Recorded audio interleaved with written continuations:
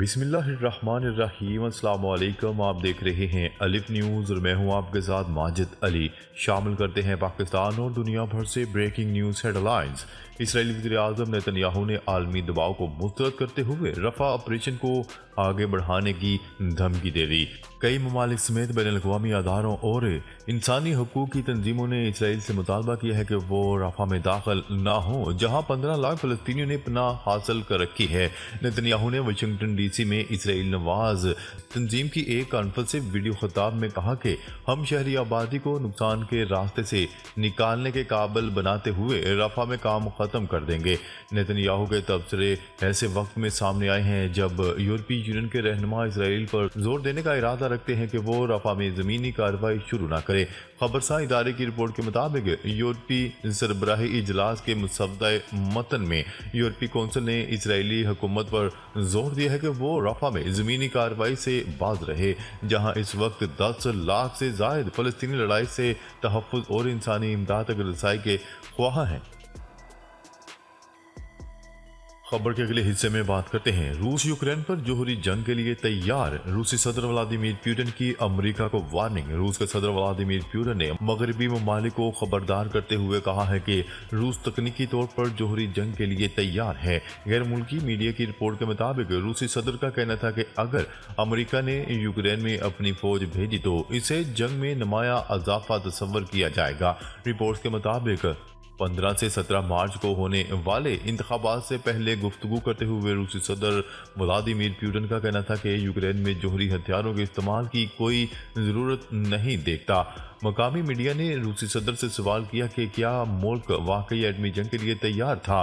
इस सवाल पर सदर व्लादिमीर पुतिन ने कहा कि फौजी और तकनीकी लिहाज से हम तैयार हैं। अमेरिका समझता है कि अगर इसने अपने फौजियों को रूसी सरजमीन पर या यूक्रेन में तैनात किया तो रूस इस इकदाम को मुदाखलत समझेगा। उन्होंने कहा है कि अमेरिका और रूस और अमेरिकी ताल्लुकात के काफ़ी माहिरीन मौजूद हैं, लिहाजा मैं नहीं समझता कि यह सब कुछ जोहरी जंग की तरफ बढ़ रहा है, लेकिन हम इसके लिए तैयार हैं। रूसी सदर व्लादिमीर पुतिन का कहना था कि रियासत के वजूद को खतरा लाहिक हुआ तो रूस जोहरी हथियारों के इस्तेमाल के लिए तैयार है।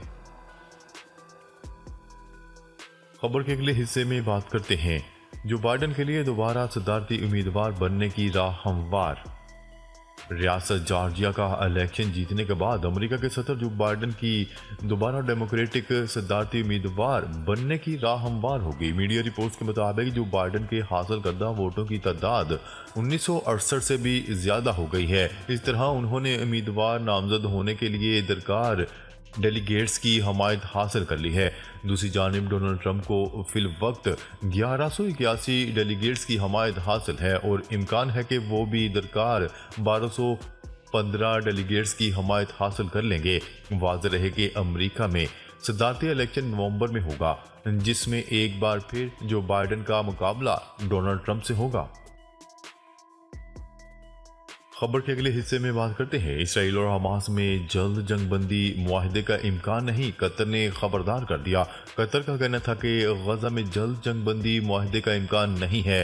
कतर की वजारत खारजा के तर्जुमान ने बयान में कहा इसराइल और हमास के दरमियान गजा में जंगबंदी और यरगमाली की रहाई से मुतल्लिक किसी मुआहदे के करीब नहीं है। सूरत हाल इंतहाई पेचीदा है। तर्जुमान का मजीद कहना था कि तमाम फरीकैन मुज़ाकरात पर काम जारी रखे हुए हैं ताकि रमज़ान के दौरान ही किसी मुआहदे तक पहुँच सकें। ताहम मुआहदे से मुतल्लिक कोई मखसूस वक्त नहीं दिया जा सकता क्योंकि तनाज़े की नौयत पेचीदा है। फ़लस्तीन की वजारत सेहत के मुताबिक 7 अक्टूबर से इसराइल के गजा पर वहशियाना हमलों में अब तक 31,112 फ़लस्तीनी शहीद हो चुके हैं, जिनमें ज़्यादातर ख़वातीन और बच्चे शामिल हैं। खबर के अगले हिस्से में बात करते हैं अमेरिका का गजा में जंगबंदी और ऑस्ट्रेलिया का इसराइल से पॉलिसी तब्दील करने का मुतालबा। अमेरिका ने गजा में 6 हफ्ते के लिए जंगबंदी और ऑस्ट्रेलिया ने इसराइली वज़ीर आज़म नेतन्याहू से गजा जंग में पॉलिसियां तब्दील करने का मुतालबा कर दिया। और मीडिया की रिपोर्ट के मुताबिक अमरीकी वज़ीर ख़ारजा एंथनी ब्लिंकन का कहना था कि गजा में इंसानी सूरत हाल दर्दनाक है, अज़ाफ़ी इमदाद भिजवा रहे हैं। अमरीकी वज़ीर ख़ारजा का कहना था कि यरगमानियों की रहाई के लिए मुआहदे में गजा में 6 हफ्ते की जंगबंदी के लिए काम करेंगे। दूसरी जानिब ऑस्ट्रेलवी वज़ीर ख़ारजा ने भी इसराइल को गजा जंग में अपनी पॉलिसियाँ तब्दील करने पर जोर दिया है। इसराइली वज़ीर ख़ारजा का कहना था कि नेतन्याहू गजा जंग में अपनी पॉलिसियों से इसराइल को कमज़ोर कर रहे हैं। उनका कहना था कि दुनिया मौजूदा सूरत हाल से खौफजदा है। जब तक इसराइल अपना रास्ता तब्दील नहीं करता वो आलमी हमायत से महरूम रहेगा। कनाडा, ऑस्ट्रेलिया, न्यूजीलैंड ने गुज़िश्ता माह गजा में फौरी जंगबंदी का मुश्तरका मुतालबा किया था। ऑस्ट्रेलवी वज़ीर ख़ारजा ने इस मुतल्लिक़ कहा कि तीनों ममालिक अपनी आवाज़ को बढ़ाने के लिए मुतहिद हैं। खबर के अगले हिस्से में बात करते हैं भारत में मुतनाज़ा शहरियत कानून के खिलाफ एहतजाज।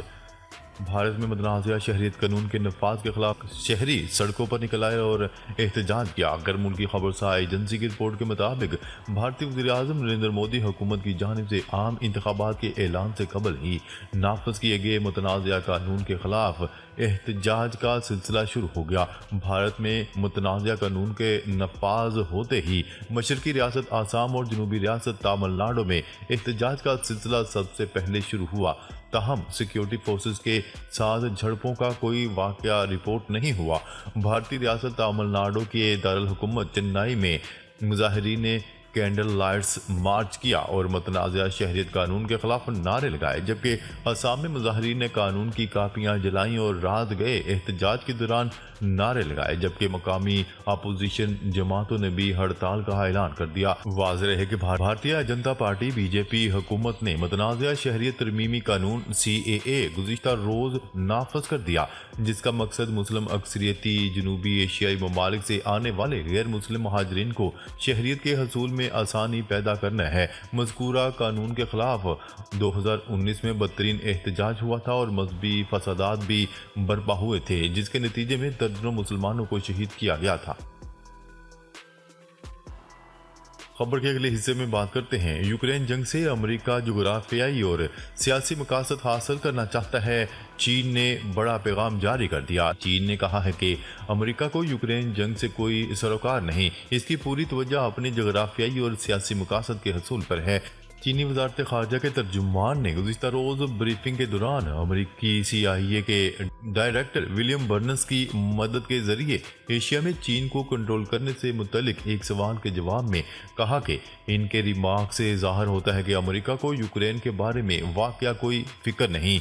अमेरिका यूक्रेनी बहरान से फ़ायदा उठाते हुए अपने जोग्राफियाई और सियासी मकासद हासिल करना चाहता है। इनका कहना था कि यूक्रेन जंग में शिद्दत आ सकती है और ये दूसरे ममालिक तक फैल सकती है। तर्जुमान ने कहा कि चीन हकीकी तौर पर उम्मीद करता है कि तमाम मुतलका फरीकैन सियासी अज़म का मुजाहिरा, कशीदगी में कमी की हौसला अफजाई, फौरी जंगबंदी और एक मुतवाज़न, मौसर और पायदार यूरोपीय सिक्योरिटी फ्रेमवर्क बनाने के लिए मिलकर काम करेंगे। खबर के अगले और आखिरी हिस्से में बात करते हैं पोलैंड ने अपनी फौज यूक्रेन भेजी तो वो जिंदा वापस नहीं जा सकेंगे। व्लादिमीर पुतिन ने बड़ी धमकी दे दी। रशिया टुडे की रिपोर्ट के मुताबिक एक इंटरव्यू में रूस के सदर व्लादिमीर पुतिन का कहना था कि पोलैंड की तरफ से अपने फौजियों को मुमकिन तौर पर यूक्रेन भिजवाने का मकसद इनकी बेलारूस की सरहद पर तैनाती बताया जा रहा है। रूसी सदर का कहना था कि इस सूरत में या फिर पोलैंड के फौजियों को यूक्रेन की रिजर्व मिलिट्री यूनिट्स की जगह तैनाती करके इन यूनिट्स को रूसी फौज के साथ लड़ाई के लिए महाजे जंग पर भेजा गया तो पोलैंड के ये फौजी कभी जिंदा वापस नहीं जा सकेंगे। रूसी सदर का ख्याल है कि पोलैंड के हुकाम यूक्रेन के इन इलाकों को वापस लेने के ख्वाह हो सकते हैं जिनको रूस के रहनुमा जोसेफ स्टॉलर ने यूक्रेन में शामिल कर लिया था, लेकिन वो ऐसा नहीं कर सकेंगे। नाजरीन, अब तक के लिए इतना ही। मजीद खबरें लेकर बहुत जल्द आपकी खिदमत में हाजिर होंगे। तब तक के लिए अपना ख्याल रखिएगा। अल्लाह निगहबान।